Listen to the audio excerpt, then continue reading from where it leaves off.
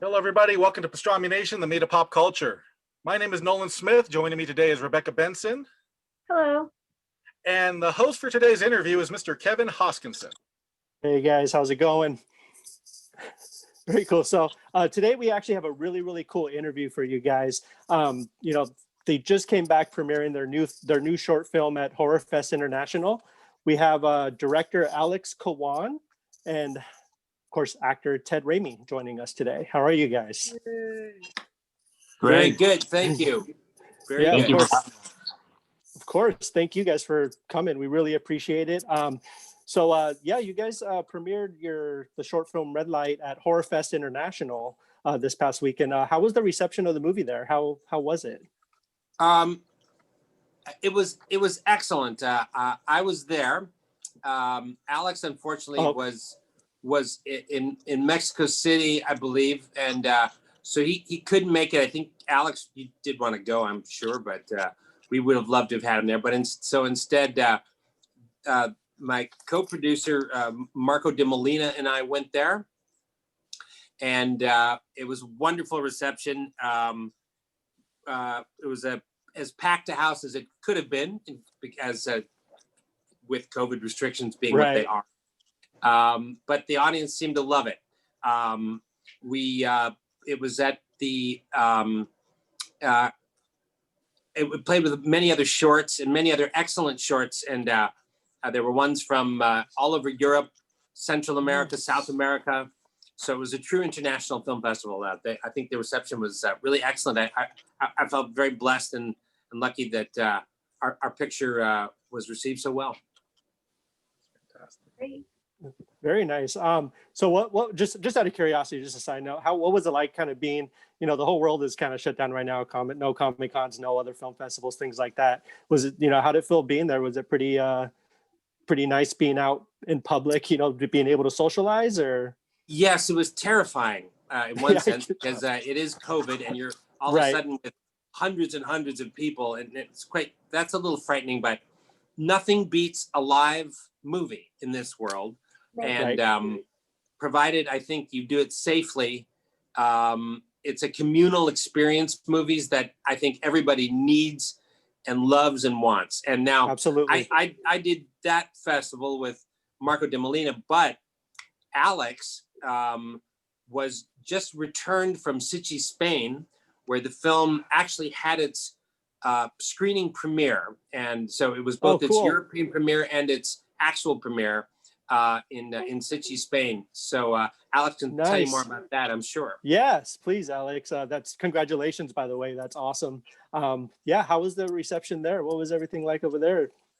Oh, it was awesome. It was so cool because, again, we also had a full house, and it was like, oh my God. And, a lot of people there. And, it's really nice to go back to theaters, because like we are big fans of like sitting down, you're in a theater, the sound is great, the big screen. And it's really, when it's virtual, I don't have anything against it, but it's not the same experience. Like we make movies for, cinema. So, it was just tricky. The flight restrictions. I was there for a month. It was just really hard, and I wanted to go to Utah, but I had to. Now I'm quarantined myself. Gotcha. Yes, and then we'll continue doing stuff. But I'm glad Ted and Marco went there, and they had a great time, and we won, and that's awesome. That is one of our. We did. Congratulations. We won, and it was. Thank you so much. We're all so excited about it, and we thought we had a fair chance, but we were really up against some incredible competition, including some incredible films from Sweden and England and Australia, and we were the winners, and we're very humbled but also incredibly pleased by it. Awesome. Well, that's great to hear. So for people who couldn't catch the premieres of these films at any of these festivals, tell us about Red Light. What's it about? Red Light is. I'm sorry, Alex. You want to take this one, buddy? You're the writer. No. I was gonna say you can because you say it very well. Oh, all right. Well, Red Light is about a group of obnoxious social media influencers Mm-hmm. who one night on a crazy wild drinking binge during Halloween encounter two vengeful brothers hell-bent on correcting them and turning them into decent and non-annoying citizens. I'll say that without giving too much away. I play one of the brothers. Brian Krause plays the other one. And together, we're sort of the morality team in a most brutal way. I'll say that. Yes. And this picture was short, really. It was it was designed to be a proof of concept, meaning it was a template, really, to make a feature film. And then COVID hit. And so Alex, Marco, and I went, well, now what are we going to do? We can't take this to festivals. So we tried to get people by email that we knew, including large studios and with the contacts we had. But as good as that was, there's nothing like a schmooze session. Just really sit down and convince somebody that you've got a picture that they want, but we couldn't do that. So it was really hard. Plus production was shutting down everywhere anyway. So our chances were even less. And so despite our connections, we were kind of stuck. But then Alex came up with a great idea, which was, he said, look, why don't we send this doggone thing to as many film festivals as we can? And Alex is no stranger to it with his films, Escondido and several others. He's a kind of an old hand at it. And we did. And fortunately, his kind of brilliant maneuvering got us into a lot of really major ones. And so we were very, very pleased. And we got it into that. And now I think, Alex, what are we up to? Eight? Almost 10 official selections, yes. 10 now, yeah. So we've got it into 10 festivals. We're very pleased. We thought it could stand on its own, but we didn't know it would be this well received, and we're incredibly happy about it. So what happens from this point on? Is it a full-length movie in the future? Yes. Alex? Yes, that's what we want. I mean, we already have the screenplay. We already have pretty much everything. So right now we're going to do more film festivals because, as Ted was saying, we have 10 more and we have 5 that are super big. Like this weekend, we have Mexico City, Morbido, which is the biggest one in Latin America. And we have in France, Strasbourg, Fantastic Film Festival, which is the biggest one in France. So we're doing very well in film festivals and we're making a lot of noise. And I mean, our goal is to make this movie next year, if everything fits. Yeah, we want to make it next year. That's the idea. With COVID being even what it is, we were going to go ahead, and COVID is certainly nothing to shrug at. Right. Certainly, you must keep everybody safe, but assuming you have proper safety protocols and you're using those protocols well, I don't see any reason why you can't make a movie. Absolutely. Definitely. Sugar, we all had a chance to watch the movie too, and it was incredible. We all really, really loved it. Nice, Thank you. dark, and I'm definitely there for the full length. I will be there. Excellent. Yeah. So is everyone planning on just reprising their stuff and everything and just continuing on from the short? Yes. I'm sorry. Can you guys hear me okay? Yes. I seem to have lost everybody for a moment. Can you hear me? Yeah. I've gotten stuck here. Can you guys hear me okay? There you go. Now we can see you too. Gotcha. Oh, yeah. So I don't know what happened. Internet, man. weirdness. Right. Okay. Anyway, but yes, we're hoping to reprise everything in terms of I'm going to star in it.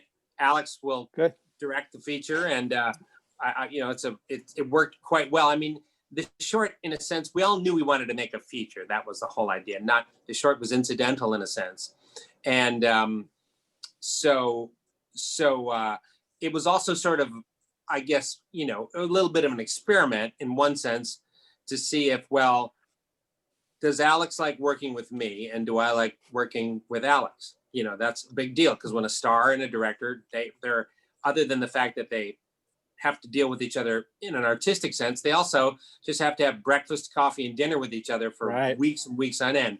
And that's not a small thing. You have to like who you work with. But I wound up really liking Alex, and I think we get along great on set. So I can't wait for the feature.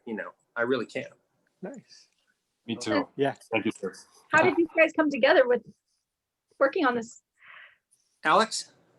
So it was with Marco de Molina, which is one of the producers of the project. I met him a couple of years back, and I did a movie called Escondida. So that was a really independent film in Mexico City, like super guerrilla style.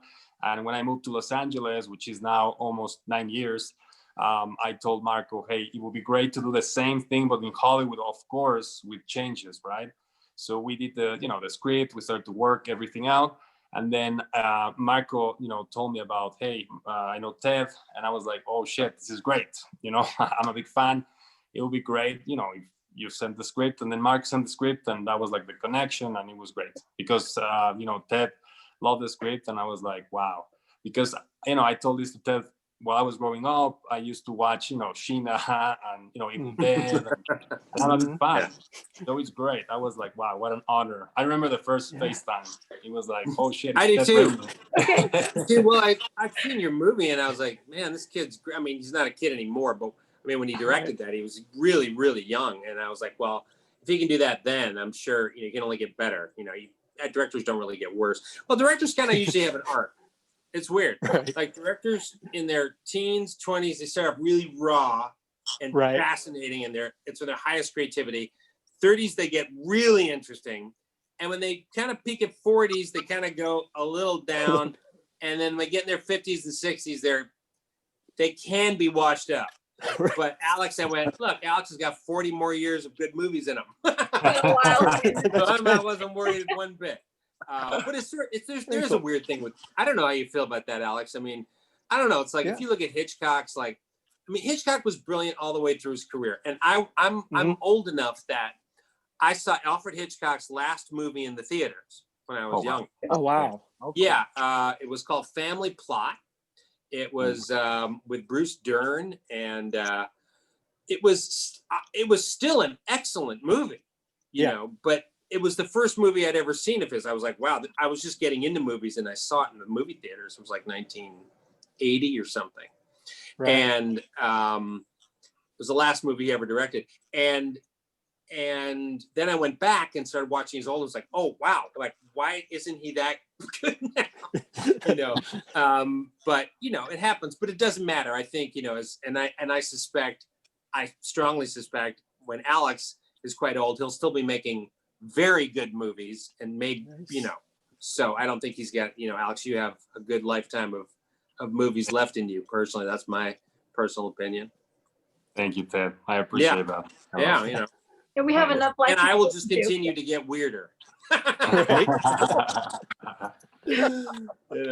As all character actors do, they just get stranger and stranger, Oh, that's well. I mean, after all, like who else is like guys like Strother Martin. Here's a great example. I think we all probably know who Strother Martin is, right? We're all film fanatics. So Strother Martin, when he was younger, was just playing like these kind of square, nerdy guys. He'd play guys who were like, now here's what I think. He was kind of square and kind of nerdy. And then he just got, Strother Martin, I don't know, but he just looks like one of these guys that maybe snorted a lot of coke and drank heavily. Yeah, probably. And then he was the Strother Martin that we all knew. And then he started talking, and all his movies were like, then he was, crazy like that, Yeah. And he was, he was, is that Strother Martin, by the way, in that Paul Newman movie, the prison movie? Is that him in the? I think it is that him actually. Making the speech in Cool Hand Luke? Is he the sheriff? Yes. Right, that's Strother Martin. Right, perfect. Definitely. Perfect. Yep. Hard for him. But he wasn't like that when he was younger. He just got weirder. And so did almost everybody. And now I think you sort of, as a director, and I'm sorry, I'm getting off topic, but no, you're fine. I mean, as like directors, I think directors and actors, and maybe all artists, just become more of what they are. They never become less. It's very interesting. Yeah, it is very interesting. And Ted, you were talking about Hitchcock a moment ago. Were those some of your big influences kind of growing up as far as what kind of movies you watched and stuff? I watched everything just about, but I was heavily influenced by Hitchcock. I think there's a lot of people. I know Alex, you dug Hitchcock, didn't you? It was very good company. Yeah. Yes. And I like Hitchcock. I also loved, though, that rapid pace style so much of like directors like Howard Hawks, you know, and yeah. I love that. You know, it was very interesting. Well, even directors of his day were moving the camera around, doing crazy things. It's not a new thing at all. As soon as they had a dolly, they were using it every 5 seconds. But Hawks kept it like this. He kept it at eye level. He kept very square shots. And it was almost beautiful. like he removed himself. He's a very interesting director because he removed himself from the movie. It wasn't very cinematic in that regard, but it moved like this. There's no fat, not an ounce of fat on any of those movies. And it's incredible. And I was very influenced by that. But as an actor, I always loved the character actors the best. I always found the leading men to be personally rather disposable, in my personal opinion, when I was younger, and I still do. And I also liked guys who straddled the two, you know, like Robert Mitchum is one that sort of straddles. He's so weird. He's a goon. He should have been a thug. He could have easily been a Republic Pictures B thug, B player, but he's not. And so he's one that kind of is in the middle. Those guys fascinate me too, you know, but I always wanted to be the guy that made things happen to other people. I wasn't very interested in being the guy who things happen to. And so I loved the character actors the best. And most of my career has been that, you know, and but the parts that I like that are leads, such as this one that Alex wrote, is like very unique. They don't write many parts like that. So he is a guy who he's, I guess, the lead of the picture, you might say, but he's certainly a guy that is an instigator and not one that is things happening to him as much. So it's very interesting. All right. And now, Alex, what about you? I know the influences for you, you said Hitchcock. What other influences have helped shape your career? Oh, many. I got Kubrick, Orson Welles. I mean, with Hitchcock, it was very interesting because when we were in pre-production, I was talking to Ted, and we were talking about The Rope because I love that film so much. Rope is amazing. You know, it's like an envision as a long take, and I'm very fascinated by that because it creates so much tension in between, you know. So that was the main goal with this concept, and you know that I want to do also for the feature because it's very, I don't know, the camera work is great, but the acting has to be very solid. The nerving, because you're watching it and you're seeing what's happening around you. When we were watching it, I was like, oh, now. Like, oh, why is a truck pulling up? What's going on? I love it. So well done. And it built the tension without really showing much. You just showed the background of it, everything evolving behind. It was extremely well done. Thank you. Yes, it was a great choreography, you know, from the cinematographer, actors, everybody. So that's what I love about the long takes is teamwork. Everybody has to do their best, and you know, it's gonna look great if everyone does great. Right. And it does. And I mean, there's always the possibility, and it happens. You know, Alex likes to rehearse a reasonable amount. It seems to me, you know, I mean, it's just an actor who's worked in the business a long time. He doesn't take too long to rehearse. Once we all understand, he goes right into it. But then, because his takes are 4 minutes long, you could easily goof, and people do on minute 3.5. And it's not just two people chatting. You've got the car and the kids, camera, lights. And then it's all gone. I remember once, in fact, during that truck scene, during the abduction scene, I get out of the truck, and at that point, the scene's been going on for 2.5, 3 minutes, and I got out of the truck and I tripped, and that was it. Oh no! It was right at the end, and I think it was a really good take too. And that's just gotta throw it out. There's no way to fix it. That's just a big fat cut. Yeah. I remember that one. And that's when, you know, that's when I had the most respect for Alex, because I remember fucking that up and looking at him going, how's this guy going to handle this? You know, is he going to handle it? Because that's the equivalent of an actor going through 4-page monologue, and on minute 3.5, a light falls. Oh yeah. And the grip fucks him or whatever, you know what I mean? Like, how do you handle that? That could be a terrible moment. But Alex was like, no problem. Let's go back to one. I'm like, okay, this guy's all right. This guy, you know. I mean, inside he might have been chewing his guts out, I'm sure. But Right.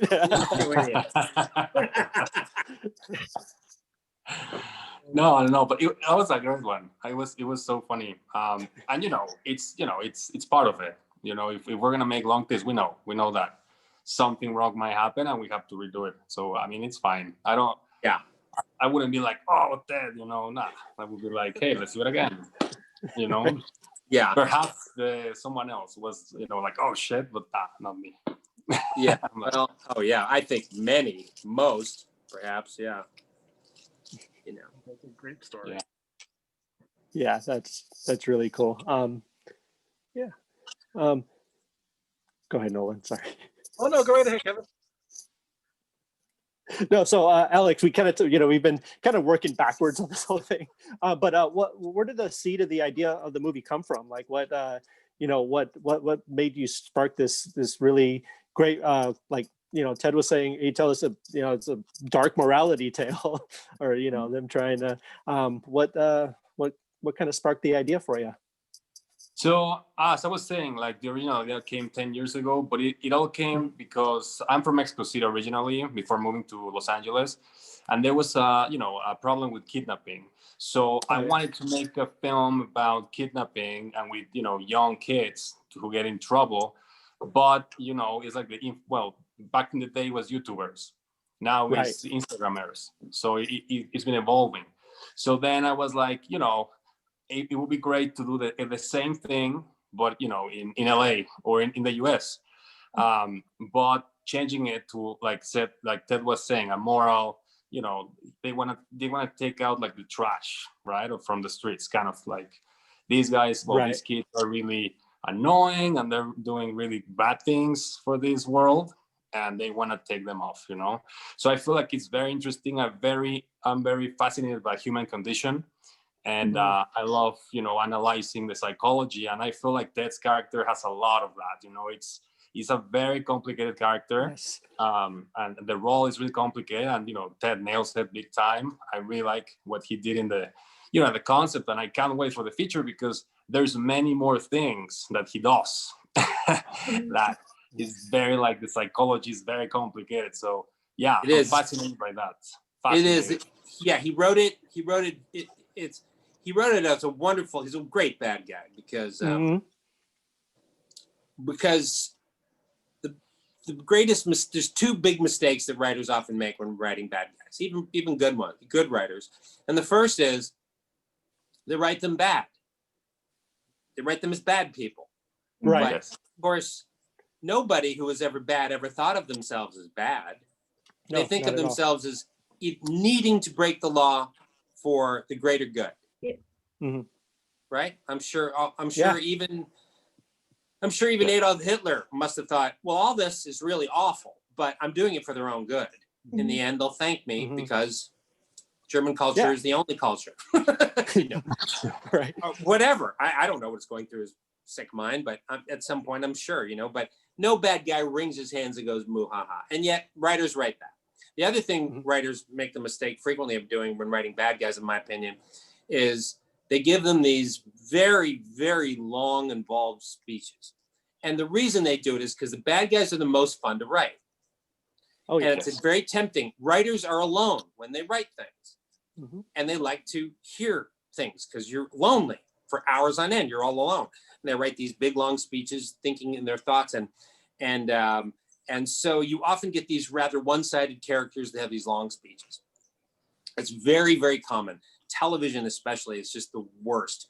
I mean, you can hardly, even today, you turn on a cable show, you'll just find these dreadful long monologues, but this had none of it. This guy was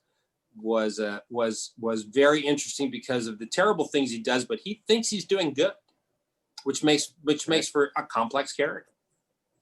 Right. And it takes us, among other things. We all know, we all see these, the social mediaites out there, filming every walk of life, everything they're doing. So it's something that you could see right outside, your door. They do. And also they'll sometimes unfortunate influencers, they'll take pictures of famous people who are now homeless people, right? Mm-hmm.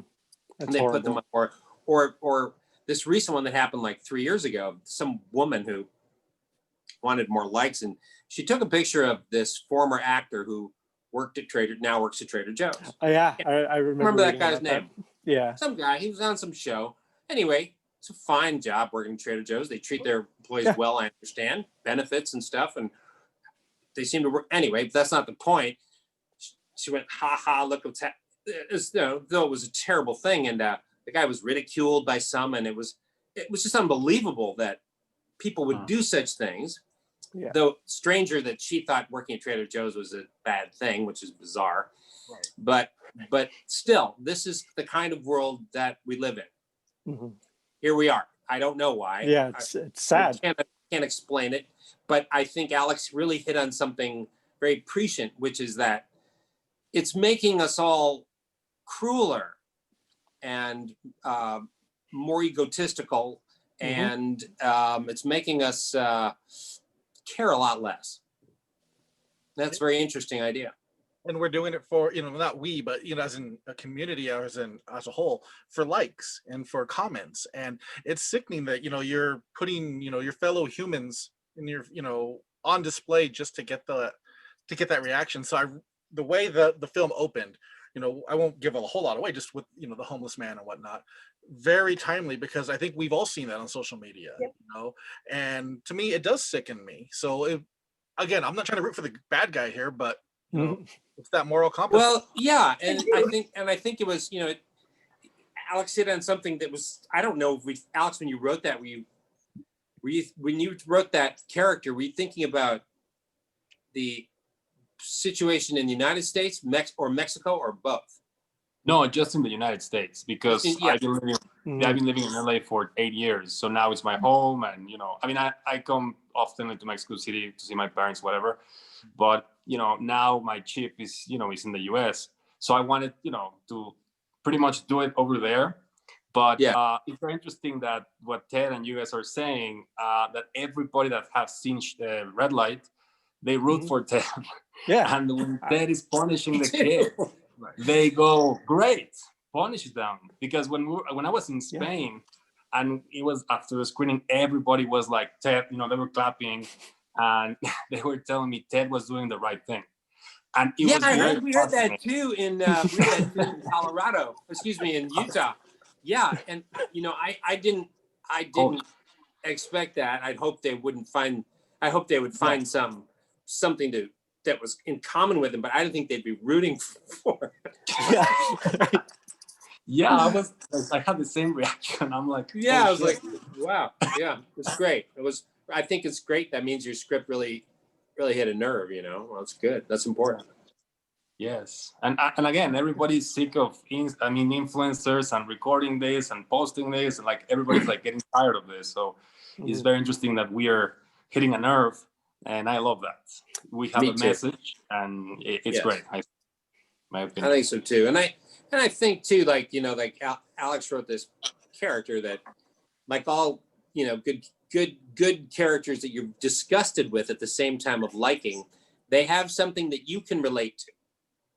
And I think a good example of that I don't want to give Alex's script away, so I'll give another movie example of a similar kind of a character, which is in the story Reanimator by H.P. Lovecraft. He wrote this character of Herbert West, who does unspeakable things in the name of science. And normally a moo-ha-ha-ha scientist is such a trite character that you wouldn't even consider writing something like that, and even sort of was to some degree in his time. But why you like it is because that character doesn't compromise. He believes in his integrity. He says, I'm an integral guy. I do what I do for science, and it must go through. He's not trying to, and we all understand that in some degree, that we've done things in the name of morality and our own personal value system that was probably disgusting to other people. You know, we do it all the time. Just a small degree, we try and check it, but I think that part of that character that Alex wrote was delicious, personally. Absolutely. Yes, absolutely. And I think another great aspect too is that there are consequences, that you are still held accountable. And that's kind of what I got from it as well. Yeah, Yeah. and I agree. Go on, Alex, please. Oh no, I was gonna say that when they're like really mean to the homeless, like that's really like, you know, nasty, and you hate the characters there. You know, they're like Automatically. Yeah. Kids are terrible. And we did it, you know, softly because I don't want to give it away, but in the feature screenplay we have it even worse. Like you will hate them more. Like, you know, so it's so go ahead. Sorry. No, that's all. No, I agree. And I think that short was really heightened by Alex's direction, certainly. And the lighting was one of the most beautifully photographed things I had been in quite some time. I remember thinking when I saw it, I was like, man, I haven't been photographed that nicely in a long time, in 2 or 3 years. You know, the last thing I did that looked that good was this TV show I did called Dead Wax for Shudder. Yes. And that was directed by Graham Resnick, and another guy similar to Alex in that, you know, photography is incredibly important to him, and that was beautifully lit too. But that was a while ago, so I was really pleased, you know. And you know, typically a short is something people just crank out to get it out. So let me make this damn short. You know, it's short. I'm gonna make it short, make it fast. But you know, this I felt there was a lot of love put into the photography, and that was nice. And the fact that you were able to capture so much depth in such a short amount of time as well. Yeah, I think you have to with shorts. Like film, you can have periods during that where you can mess up fine. Because if you can mess up here and there in a feature because you have an hour and a half. A short, everything has to be great every single frame. There's no messing around. Not the acting, not the direction, not the camera work, not the sound, nothing. You don't have that luxury. So everybody needs to bring it at that moment. And I personally think it succeeded in that. Very cool. Yeah. You had brought up earlier about how you like to play, you know, characters who are making things happen to other people. Do you like the more, you know, because you've played a variety of characters throughout your career, everything from, you know, Xena and Hercules, like we were talking about, to like a movie like Skinner, and even to like something like this. Is there a particular sandbox you like to play in, as far as if you want to play like, you know, like this character, or do you like to play more like, you know, the, you know, a little bit goofier kind of fun character or whatnot? Well, I prefer serious roles with an absurdist side. Okay, yeah. That's sort of what I've usually played. I started off playing these very intense. One of the first roles, well, let's see, one of the first big movies I did was for Wes Craven for Shocker, but then I did this sort of oddball romance movie where I was a paranoid delusional. I did with Deborah Foreman and called Lunatics, a love story. And after that, I did a couple of Tom Clancy movies where I was a CIA analyst. And then I did 3 years on another TV show called Sequest where I was a computer analyst. So all these are pretty, you know, straightforward, straight kind of parts. Xena was just an anomaly in my career. It happened to be a very popular show, and I was very happy for that. But I've never before or since done anything like that, really. That was, but the producer I knew, Robert Tappert, and he cast me in that, knowing me from a very young age. Right. You know, knowing I was could be goofy, but I don't usually play those kinds of parts. That just was, you know, but I am in real life kind of goofy guy, but I don't really care to play those for the most part. Oh, very cool. Yeah, I like we were talking about before the show, we were talking about you know, your character in Ash versus Evil Dead. I think he plays that line of a serious role, but he's a little bit aloof, I would say. Oh yeah, he's a complete idiot, that character. Yeah, he is. He's a complete idiot. That's was fun to play. Yeah. Mm-hmm. Yeah. No, I think I do. As far as the movies I've done that are comedy, they're almost all with my old dear friend Bruce Campbell, and Yes. I've done, I don't know, 9 or 10 feature films with him, and another 50 or 60 hours of television, and those have been comedy. But that's just because Bruce does lighter stuff for the most part. Yeah. Oh yeah. You know, and so I like working with him, and I'll always, if he's doing something, I'll want to work with him because he's just an old friend. But normally I don't gravitate towards those parts. In fact, after I did Xena, it was huge. It was the #1 syndicated show in America and many countries around the world. And I was very lucky and fortunate, but my agents then strictly sent me out for comedy. And I failed every single audition for a year. There wasn't one I booked. And they were boggled. They were like, what's the matter with you? You just did this comedy part that was the biggest TV show, syndicated TV show in the world. And I tried to tell them, I'm like, I don't know how to do comedy auditions. I can do that, but I can't audition. Like, you know, I'm not really, that's not my bag. And I failed them. I failed all of them. It was a terrible year. It was the worst audition year of my life, you know, until I quit those agents and I kind of bopped around. I finally have an agency now that finally understands me at last. And, you know, it's been a great 5 years. You know, I've worked almost consistently. So anyway, the point of the matter is, you know, comedy is sort of an oddball thing for me. But you know, I'd rather do what this is. I'd much prefer to be in movies like Red Light and work with guys like Alex. Cool. Do comedy. And I know COVID kind of put a damper on things, but do either of you have anything in the works currently, possibly in the future? Mr. Alex? Yes, I'm about to finish another concept for another feature. Cool. It's called 165 Days in Quarantine. And it's pretty much something that sparked in quarantine. I wrote 4 feature screenplays because there was, you know, a lot of time that I was, you know, indoors. And this one, it's really heavy. I was talking to Ted actually about it like a couple days ago. And that is, I shot it 4:3, black and white. I went old school. And I'm really excited about that one. And also it's a long take. Okay. But that one was the longest in my career. It's 13-minute long take.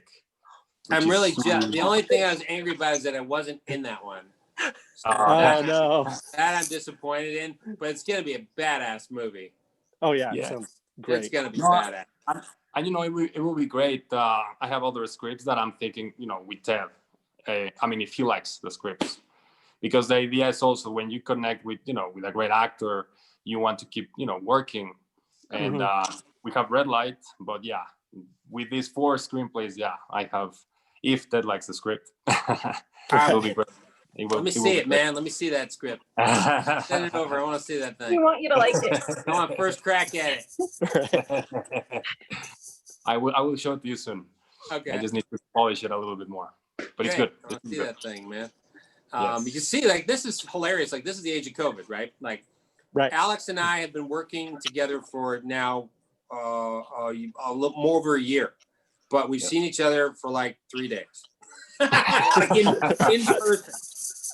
This is why we're catching up now. This is just how the world we live in. In film, normally, like, we would be hanging out every single day and going this and that, but it's very strange, you know, how Hollywood works right now. It's very oddball. It is very weird. Yeah. Hopefully 2021 is going to be, you know, better. Yeah, I hope so. Yeah. Yeah. What about you, Ted? What have you been working on? Well, Anything? I'm working on 2 projects, neither of which I can tell you all the details about. I signed NDAs for both of them. But gotcha. One is, I can tell you this, one is a video game for Sony PlayStation from a playable character. Nice. It is horror, I can tell you that. Very cool. So it's fun. I'm running around with mocap suit, you know, and on a giant green screen stage, you know, at Digital Domain in Los Angeles, California. And sadly, that's all I can tell you about that. And right now I'm speaking to you, as you can see, from a hotel room, and I'm in Atlanta, Georgia, working on another TV show, which I cannot talk about. I'm so sorry. Hey, I'm so sorry. No, it's all right. No, hey. Yeah. You're staying busy. That's awesome. I'm very lucky. I'm just very lucky. This has been the busiest 5 years of my life since I was Alex's age, so I'm incredibly happy. That's fantastic. Yeah, that's great. And Georgia is very humid. Oh yeah. Very humid down here. Oh no. We're a little cold over here. Where are you guys again? I'm Southern California. She's Oh, up. right. I'm in the mountains. I'm in the desert, and then Kevin, you are In Portland, Oregon. Portland. All right. Wow, Yeah. you guys all West Coast guys. Yep, all West Coast. Everybody's on the West Coast. Yeah. That's Love cool. it, though. It's nice. Yeah. now. If somebody didn't get a catch red light at one of the festivals, is there a way for them to check this out? Is it going to get any kind of release to where people can view it online or purchase it or anything like that? Actually, we're gonna have a well, we cannot share it yet, but on December it's going to be very available. Cool. We're gonna be in a convention, and it's gonna be like a virtual online thingy where it's gonna be available for almost, I think, 3 weeks. Oh, nice. Yes, so people are gonna be able to watch it on December, and we're excited, but we cannot share it much yet. Not yet. Yeah, it's So okay. the answer is a big fat no. It will be yes. And then, we'll probably include it, I imagine, as a DVD extra and with a feature. Yes. Nice. Yeah. Oh, cool. That'll be fun. Yeah, to Very cool. Yeah. to that. Yeah, that'd be super cool. That's awesome. Congratulations again, you guys, on all the awards and just it being, received so well. That's really, really cool. Yeah. Thank you. Yeah, Thank of you course. very much. Congrats. Yeah, definitely. And I want to just ask you something real quick, Ted. We're really, really big. Comic books are kind of our bread and butter here at Pastrami Nation. All right. We love comics. We review comics. And you were in one of the greatest comic book movie trilogies of all time. I just had to say, we love it, which is Spider-Man, of course. Oh, thank you. That's very nice of you. Spider-Man trilogy. Yeah, we're all Thank very you. honored to have you both Thank you. here. And thank you for all you guys do. And then also, I want to give a huge shout out to Horror Fest International. If it wasn't for them, this interview wouldn't have been possible, and we're highly appreciative of them. And thank you guys. Oh, yeah. They were awesome. If anybody gets a chance next year, do go to Horror Fest International. It is an incredible experience, and it's high up in the hills there in Utah. It's an incredibly beautiful. Yes. And nothing bad to say about that town. It's just like heaven landed on earth. It's the prettiest place, just about the prettiest little town I've ever seen. Gotta go next year. Yep, we gotta go. Yep, definitely. Road trip. Yep, absolutely. Well, thank you, Definitely gentlemen. do. We really do appreciate your time. If you stopping by, talking about Yes. Red Light. I look forward to next year, hopefully seeing it go into production for the full movie and seeing a full length movie, because the way it ended, it just makes you want more. So thank you. Mhm. Thank you very much for having us. We're very delighted to be on your show, and thanks for your time. Thank you. And everybody, make sure Thank you. to PastramiNation.com for news, reviews, and more.